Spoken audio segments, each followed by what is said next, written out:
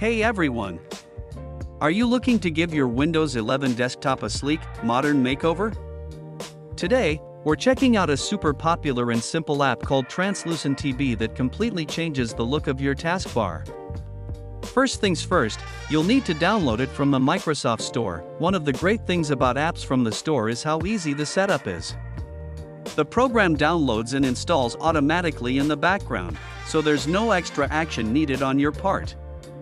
Once it's finished, just hit the open button to launch it. After you launch it, you might think nothing has happened at first, but that's the beauty of it. TranslucentTB is a lightweight tool that runs quietly in your system tray. Down in the bottom right corner, without ever getting in your way. In fact, the moment you run it, you'll see its main effect take place instantly. Your taskbar will immediately become clear or transparent, blending seamlessly with your desktop wallpaper.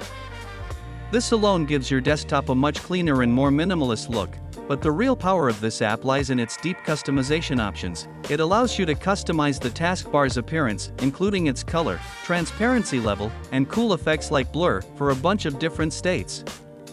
For example, you can have a completely clear taskbar when you're on your desktop, but have it turn slightly blurry when a window is maximized.